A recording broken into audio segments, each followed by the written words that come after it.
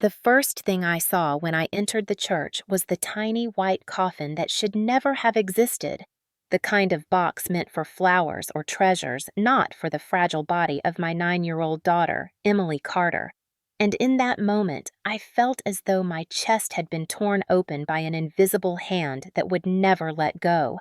The organ wailed a hymn that sounded like a scream pressed into music, and every note clawed through my ears until I wanted to cover them like a child. But I stood still because Daniel, my 7-year-old son, was clutching my hand so tightly, his knuckles turned white, and I knew if I broke, then he would shatter. The church smelled of lilies, but to me it smelled of death, of endings of everything I could not protect. People whispered around me, some sobbing quietly, others staring at me with that mixture of pity and judgment that burned worse than fire, and I wanted to scream at them that I had tried, that I had given everything, that if fate had needed blood to spare my daughter, it could have taken mine instead. My ex-husband, Michael Carter, sat 2 pews back, his black suit pressed and perfect, his face arranged into grief that looked rehearsed, but I knew that man too well. I knew the cruelty that hid behind the solemn mask, the nights when his rage left holes in the walls and bruises on my arms, the mornings when he told me I was useless, a woman who could not survive without him.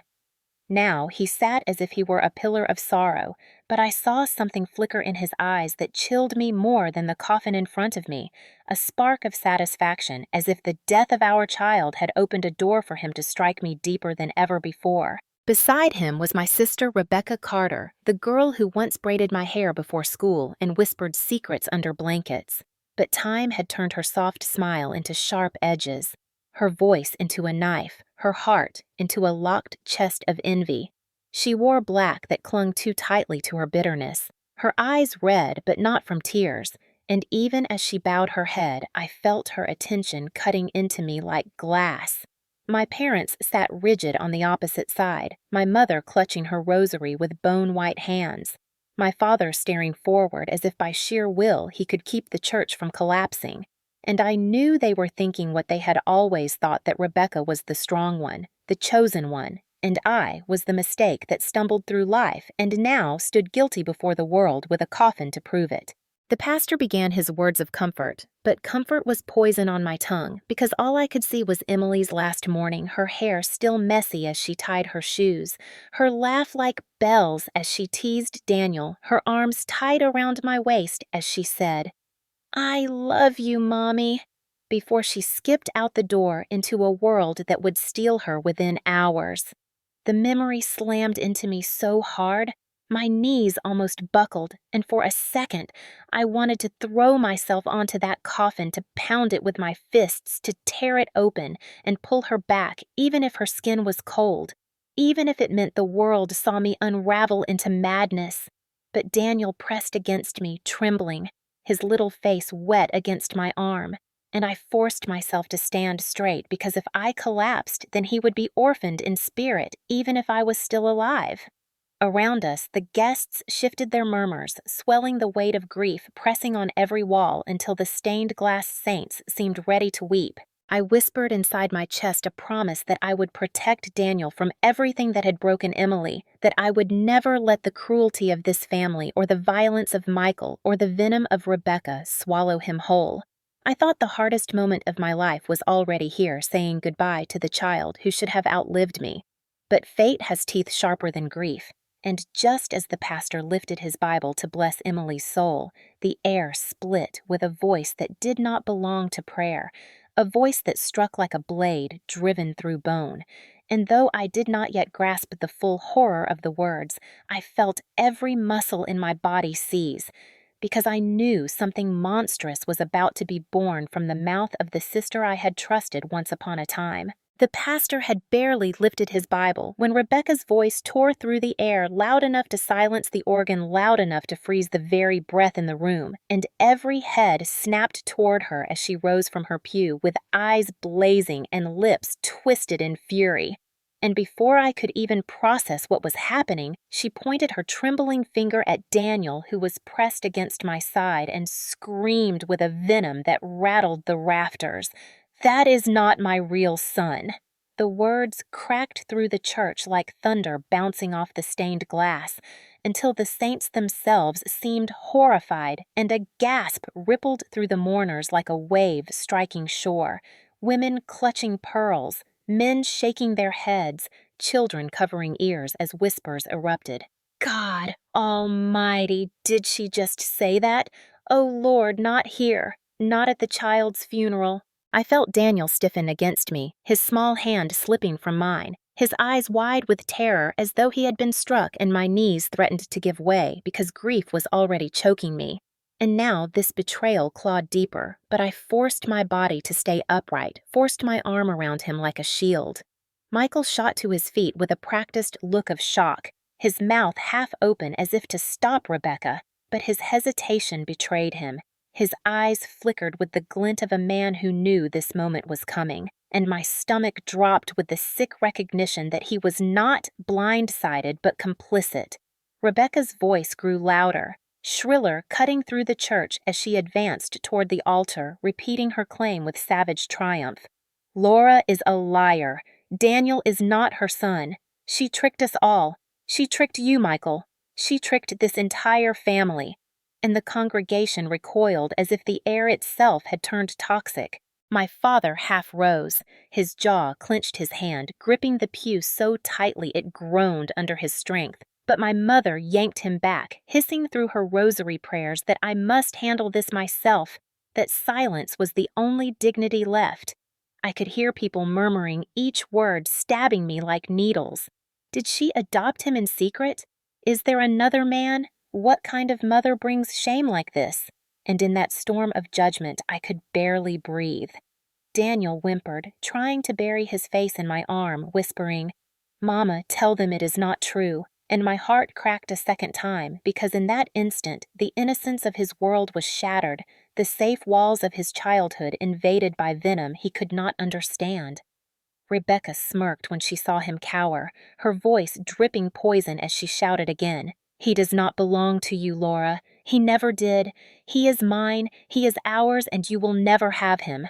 The church descended into chaos, guests rising, some yelling for her to stop, others demanding answers, and the pastor frozen mid-prayer as if the hand of God had struck him dumb.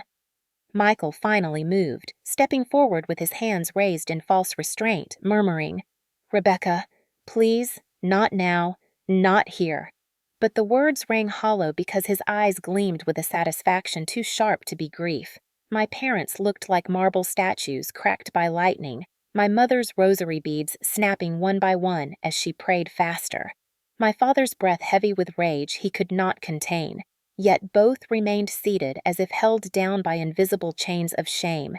The whispers grew into accusations that swirled around the pews like vultures circling a corpse, and I realized that this was no outburst of madness. This was a carefully timed strike designed to destroy me at the moment I was weakest to rip Daniel from my arms, while Emily lay cold in a coffin not 10 feet away.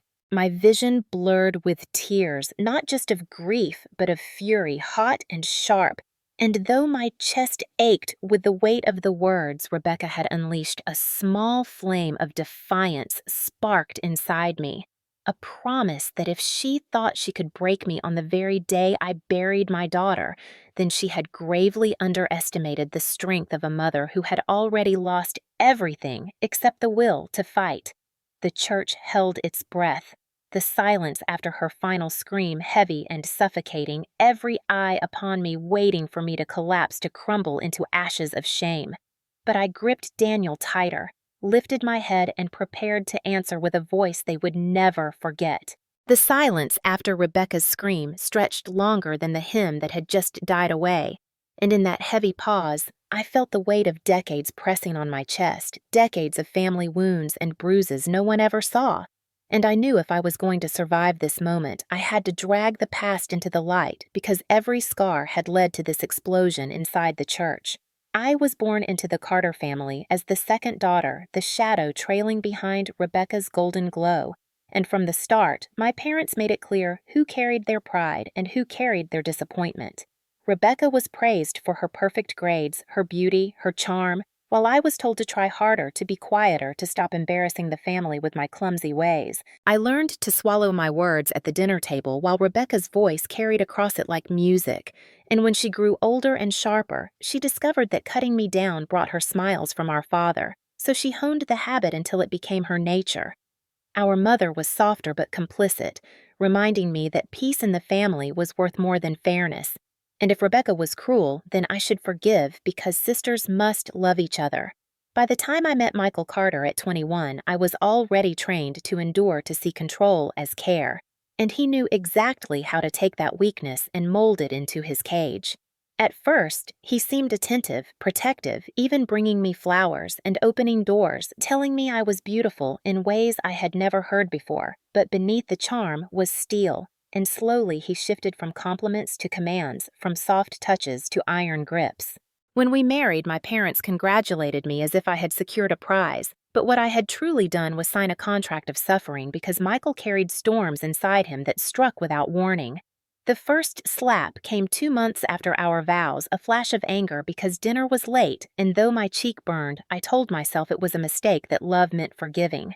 But mistakes became patterns, and patterns became chains, and I lived inside a house where silence was safer than words, where Daniel and Emily learned to tiptoe around their father's moods, where bruises were explained as clumsiness and broken dishes as accidents.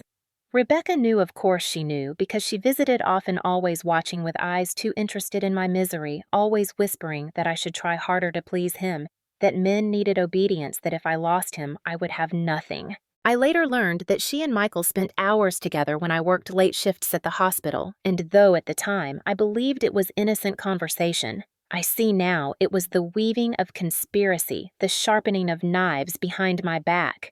Emily was my light in those dark years, a child with a laugh so pure it could cut through Michael's thunder, and Daniel followed her like a shadow, his little hands always clutching her dress, his giggles echoing hers.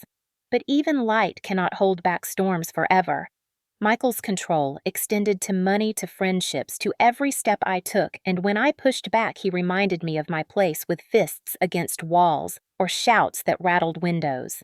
One night, after a particularly brutal fight, Emily clung to me and whispered, "Mommy, please do not cry. I will protect you." And those words from a child broke me in ways Michael never could, because no 9-year-old should feel the need to guard her mother from her father. That was the night I decided to leave to take the children and walk away from the cage, and though it nearly killed me, I filed for divorce. Endured my parents' disapproval. Endured Rebecca's scorn, endured Michael's threats. The court granted me custody after seeing evidence of his violence, but Michael never forgave me, and Rebecca never forgave me for shattering the image of our family's perfect son-in-law. They aligned against me, whispering poison into the ears of relatives, sowing doubts about Daniel's paternity, accusing me of infidelity without proof. My parents absorbed those whispers, their trust shifting toward Rebecca as always, and I was left standing alone with 2 children to defend. Emily grew older and sharper, seeing more of the truth, while Daniel remained innocent, too young to understand why his father rarely visited without shouting, why his aunt looked at him with something like hatred.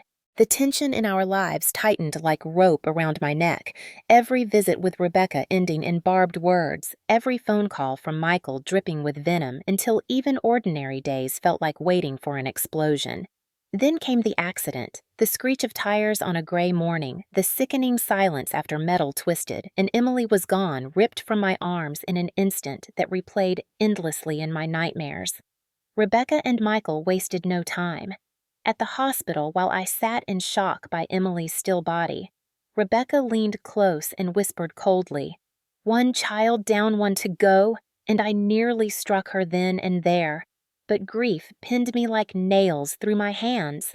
Michael called me a murderer, his voice loud enough for nurses to hear, claiming my negligence had killed our daughter, and he swore that he would not let me keep Daniel, that a woman who could not protect one child did not deserve the other. I began to see the outlines of their plan, the way Rebecca and Michael worked like twin serpents slithering through the same hole, their eyes on Daniel as a prize to control, as leverage to destroy me. I gathered strength through tears, recording conversations, keeping receipts documenting every attempt they made to manipulate custody, because I knew one day they would strike in public, and when they did, I would be ready. That day came sooner than I expected at the funeral of the child we had both loved and lost, though clearly Rebecca and Michael saw Emily's death not as tragedy, but as opportunity, a stage on which to perform their accusation with the largest audience possible. Now, as Rebecca's words echoed in the church, as Daniel trembled under the stares of 100 eyes, as Michael feigned surprise while secretly reveling in my humiliation, I saw not just this moment, but every moment that had led to it, every insult from my parents, every bruise from my husband, every sneer from my sister. Every night I cried in silence. It all funneled into this unbearable climax, and though grief screamed in my veins like fire, fury burned brighter, a fury that had been waiting for release. The congregation shifted uncomfortably torn between sympathy and suspicion, and I could hear fragments of their whispers. Maybe she did cheat. Maybe Daniel is not his. Maybe. Rebecca is telling the truth, and my chest constricted with the realization that lies are always easier to believe than the quiet truth of suffering. But I did not crumble. I did not sink to my knees. I straightened my back, pulled Daniel against me, and though my eyes still burned with tears, my voice in my heart was clear. Enough. Enough silence. Enough suffering. Enough letting others write my story.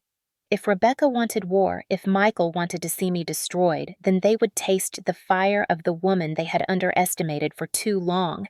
And as the pastor stammered, unable to continue, as my parents buried their faces in their hands, as the entire church held its breath for my response, I inhaled the scent of lilies and death and betrayal, and I knew the time had come to unleash the truth I had carried like a weapon sharpened in the shadows. The church was holding its breath. The mourners frozen as if carved from marble, Daniel clinging to me like a frightened bird, and Rebecca standing near the altar with triumph dripping from her smirk. Michael just behind her with his mock concern, and in that unbearable silence, I felt the heat of rage flood my veins until grief transformed into steel.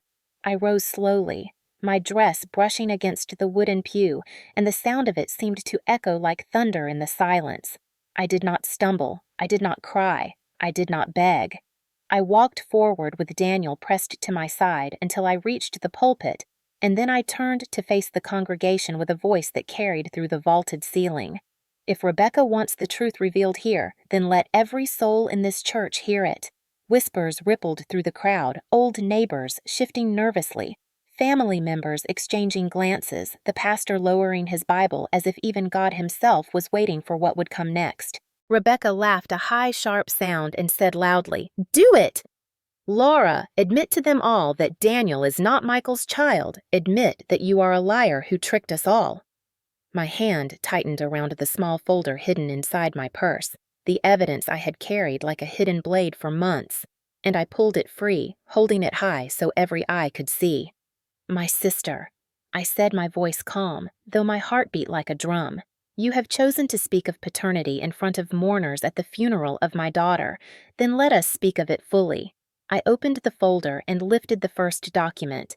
"This," I said, "is a certified DNA test from Harrison Laboratories, dated June 12th of this year, and it confirms with 99.9% certainty that Daniel Carter is the biological son of Michael Carter and myself." Gasps echoed through the pews, people leaning forward to see murmurs rising like wind through wheat. Rebecca's smirk faltered, her mouth opening in shock, but I did not pause. I placed the document on the pulpit for all to witness and pulled out a small recorder. "Ladies and gentlemen," I continued before we proceed, "I think you should hear something." I pressed play, and Rebecca's voice filled the church, her words dripping venom recorded late at night when she thought no one listened. "If Emily's gone, we can finally break Laura. The boy belongs to us, not her. We will take him, and she will have nothing." The sound of her voice, undeniable and sharp, crashed against the marble walls, and the audience gasped again, a wave of disgust rising. Rebecca lunged forward, shouting, "It is fake! She edited it, but her panic betrayed her." I raised my hand to silence her and played more. The recording continued, her laugh bitter. "Michael will back me up. We will say she is unstable. The court will never believe her. We will get Daniel and all the money too." The church erupted into murmurs of outrage. people turning to stare at Michael, his mask slipping, sweat beading his forehead as he tried to step back into the crowd. I stopped the recorder and raised my eyes to him. You want to tell them it is fake? Michael? Should I play the rest of the part where you laugh about how my parents always believed Rebecca over me? How you would use that to destroy me? The room buzzed with horror. Gasps, muttered curses. My father's head dropping into his hands as the truth landed heavy. Michael finally barked. Enough of this circus, you cannot trust her. She is hysterical. She always has been. But his voice trembled with cracks. I smiled, but it was not a smile of joy. It was the smile of a mother who had lost her child and had nothing left to fear. I continued, evidence does not lie. I held up a series of photographs captured by my neighbor's security camera dated February 14th at 6 in the morning. In them, Rebecca is seen leaving my apartment building wearing yesterday's clothes, while Michael followed minutes later, his shirt half-buttoned. The audience gasped again. Someone whispered, "Oh my God," and another muttered, "Disgusting." Rebecca's face drained of color, her voice faltering as she stammered, "That is not what it looks like," but everyone knew the truth. I laid the photographs on top of the DNA test, my pile of evidence growing like a tower of justice. Then I pulled out another document, this one a bank statement.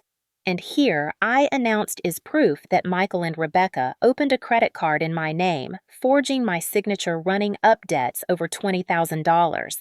I filed a police report months ago, but I waited to reveal it because I knew they would not stop until they tried to destroy me publicly.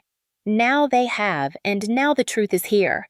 The crowd roared with outrage, some standing, some pointing fingers, others shaking their heads in disbelief. My mother's rosary beads slipped from her hands and clattered to the floor, her whisper of prayers replaced by silent shame. My father looked up, his face red with fury, and for once his eyes were not on me, but on Rebecca. His favored daughter finally stripped bare. But I was not finished. I lifted one final envelope sealed with the logo of Child Protective Services. Weeks ago, I said I filed a complaint with CPS after discovering bruises on Daniel's arms following a visit with his aunt. Here are the reports, photographs, and testimony from a caseworker confirming Rebecca struck my son. Gasps turned into shouts. Someone yelled, "Monster!" Another cried, "Lord have mercy!" Rebecca dropped to her knees, right there, her face white as snow, her mouth opening and closing as if drowning.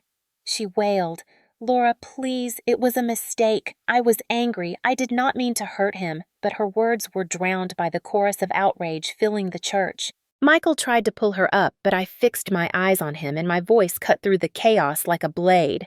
"And you, Michael, the man who once vowed to protect our family. You not only conspired with my sister, but you laughed while she hit our son. You lied. You forged. You tried to break me. You thought I would crumble, but you forgot one thing. I am a mother, and mothers do not break. They fight." The church erupted in applause, some standing, some shouting. Justice, and Daniel pressed closer to me, his little body shaking, but his eyes wide with awe. I leaned down to whisper, "You are safe now. I promise." And he nodded against me. Rebecca sobbed louder, trying to reach for me, begging for forgiveness. But I stepped back, holding my evidence high, my voice carrying. Forgiveness does not erase truth, and truth is what you will face today. Michael's face twisted with rage, and for a moment I thought he might strike me there in front of everyone, but the presence of 100 witnesses held him frozen, his fists clenched, his breath ragged. The pastor, pale and trembling, tried to regain control, but the church had become a courtroom, and I was the prosecutor delivering justice in the very place they tried to destroy me. One by one, people turned their backs on Rebecca and Michael friends, who had once smiled at them, now shaking heads, relatives murmuring shame. I stood taller than I ever had, Emily's coffin at my side, Daniel in my arms, and I felt the weight of fear finally lift from my shoulders. They had chosen this battleground. They had tried to use my daughter's funeral to end me, but instead they had revealed themselves as the monsters they were, and I had shown the world every scar, every lie, every crime. The evidence lay bare before them all, and for the first time in my life, I was not the shadow. Not the weak sister, not the battered wife. I was the storm they never saw coming, and as the congregation roared around me, I knew I had shifted the tide forever. The church that had once been cloaked in the solemn weight of mourning now throbbed with a restless energy, as if every pew, every beam of stained glass had come alive to witness the unmasking of betrayal. And while the applause and cries of justice still rang in my ears, I saw Rebecca crumple further to the floor, her sobs shaking her shoulders, her perfect composure shattered into fragments she could never piece back together. Her mascara ran in black rivers down her cheeks as she clawed at the hem of my dress, begging Laura, "Please do not take Daniel from me. He is my blood too," but her words fell flat because no one believed her anymore, the venom of her earlier scream still lingering in the air. Michael remained standing stiff as stone beside her, his fists locked at his sides, his jaw tight, but the gleam of control he always carried was gone, replaced with something uglier, fear and fury wrestling across his face. In a storm he could no longer hide. The congregation began to shift away from them physically, as if their shame was contagious, neighbors pulling their children closer, elderly relatives whispering curses, and I could hear snatches of condemnation. How could they, at a child's funeral, monsters, demons in disguise? My parents sat frozen. My father's hand pressed against his forehead, as though the weight of what he had heard would crush him. My mother pale and trembling, clutching her broken rosary beads like a lifeline. For decades they had chosen Rebecca over me, lifted her lies over my truth. But now the evidence lay piled on the pulpit, undeniable, and for the first time I saw something crack in their faces. Regret, shame, the bitter taste of realizing they had bet on the wrong child all along. Rebecca wailed louder, reaching out toward my mother, screaming, "Mama, you know me, you know I would never." But my mother recoiled, turning her face away, her lips moving soundlessly in prayer. Michael finally snapped and hissed enough of this at me, his voice low and sharp, and then he tried to lunge forward, but two men from the congregation, burly cousins of mine, stepped in front of him, blocking his path, their hands on his shoulders, pressing him back into place. The sight of Michael restrained in front of everyone stripped him of the last ounce of authority he clung to, and when his eyes darted to Rebecca, he looked not like a husband nor an ally, but a man trapped in the wreckage of his own making. The collapse had begun, and I could feel it like thunder in my bones. Rebecca screamed that she had been manipulated, that Michael made her do it. Her words tumbling out desperate, but Michael snarled back, calling her pathetic, a fool, worthless, and in that instant their unholy alliance snapped like a brittle twig. The church filled with their bickering accusations hurled back and forth. Rebecca shrieking, "You promised me everything while Michael spat you disgust me!" And the crowd roared with disgust, some yelling for them to leave, others simply shaking their heads in silence. Daniel clung tighter to me, his small voice whispering, "Mama, are they going to take me?"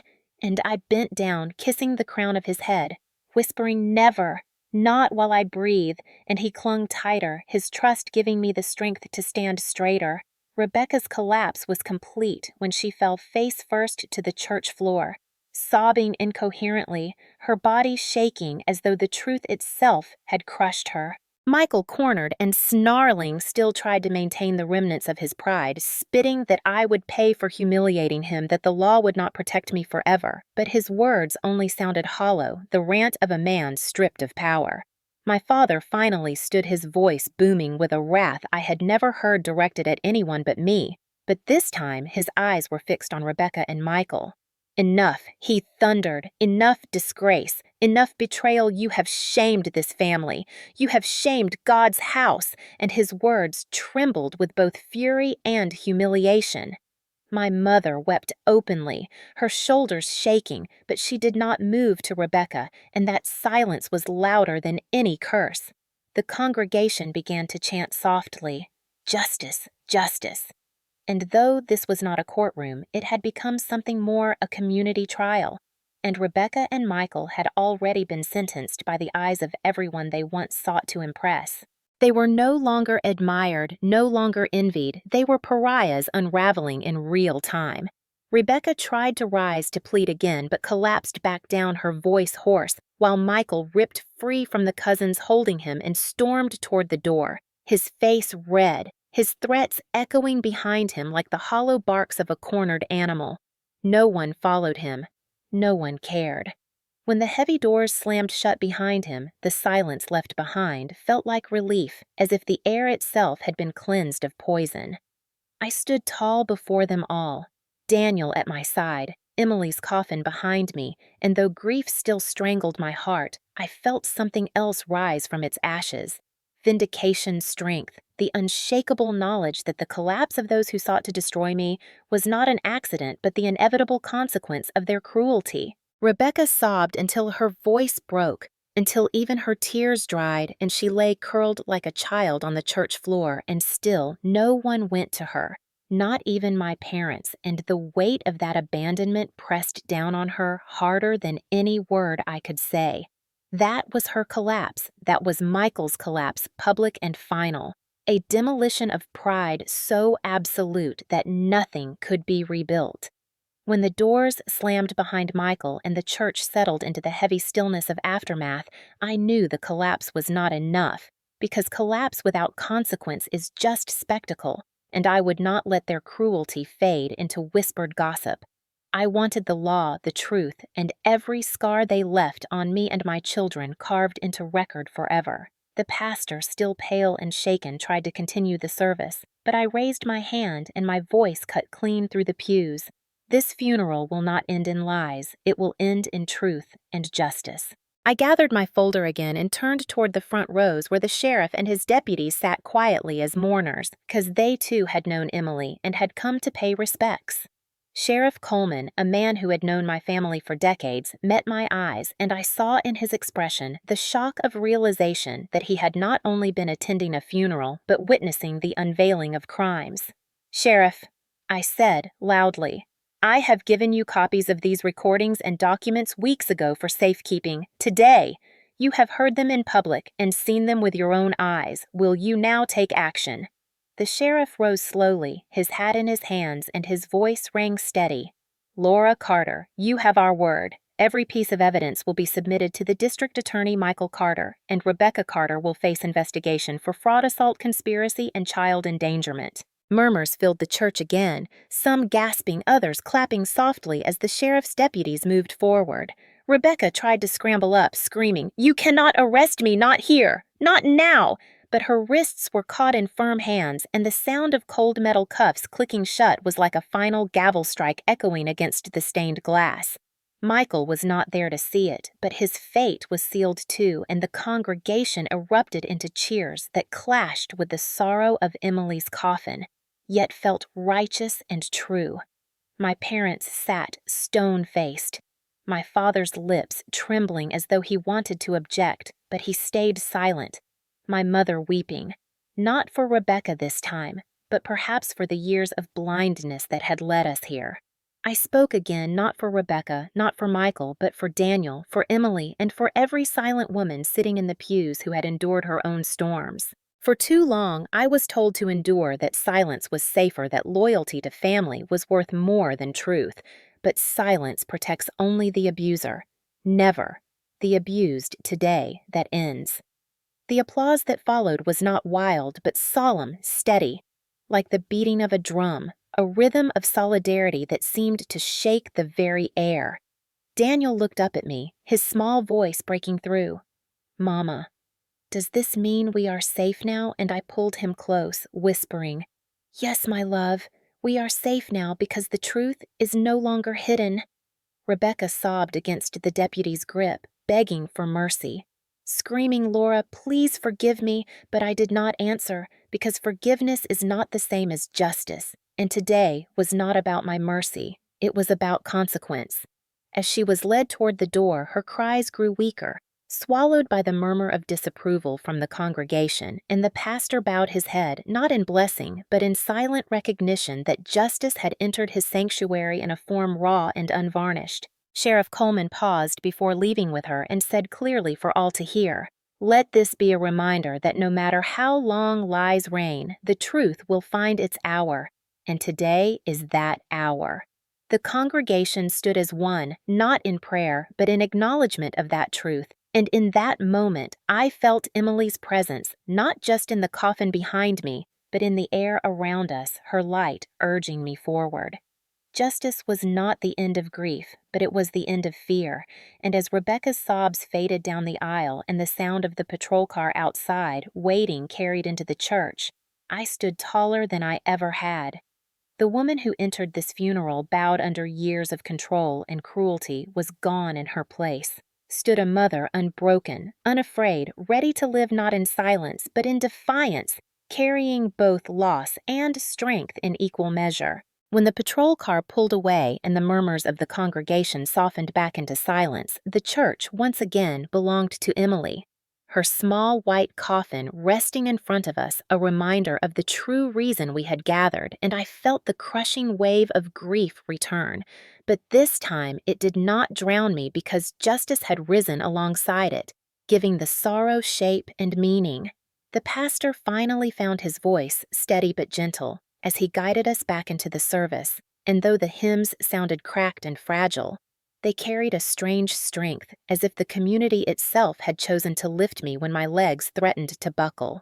I stood with Daniel pressed against me, his tiny hand in mine, and for the first time since the day Emily left this world, I felt that I could breathe without choking because the weight of silence had been lifted. My parents sat behind me, my father with his head bowed, my mother's rosary clenched tightly between her fingers, and though they did not speak to me, I knew something inside them had shifted forever, their blind loyalty to Rebecca shattered by undeniable truth. Perhaps one day they would seek forgiveness, but that burden was theirs, not mine, and for the first time in my life I did not feel the need to chase it. After the service, neighbors came to me one by one, offering not just condolences but apologies for the years they had believed whispers instead of my words. And each apology, though bittersweet, stitched another piece of strength into my spirit. Daniel received hugs gentle and cautious, as though everyone now understood the fragility of his small world, and he clung to me, whispering again, "Mama, we are safe now," and each time I answered, "Yes, my love always now."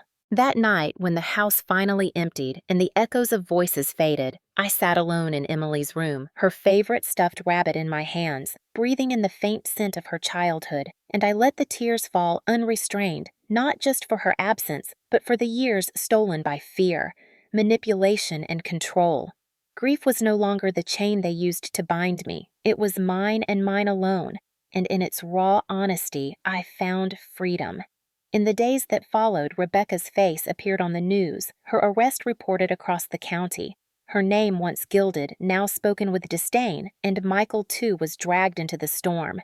His crimes laid bare, his reputation crumbling into dust, and though they both tried to twist the narrative, the evidence stood firm, their collapse undeniable. I did not gloat, I did not celebrate, because revenge had never been about spectacle. It had been about survival, about protecting Daniel, about honoring Emily by ensuring her death would not become the stage for my destruction. What lingered instead was relief, a quiet, steady relief that hummed beneath the grief like a current of strength. Daniel began to smile again, faintly at first, then brighter each day, and in his laughter I heard Emily's echo, not haunting, but comforting, like a promise that she was with us still in ways that cruelty could never erase. I took each step forward carefully, but with purpose, building a home, not of silence, but of truth, where my son could grow without fear of hands that hurt or voices that lied.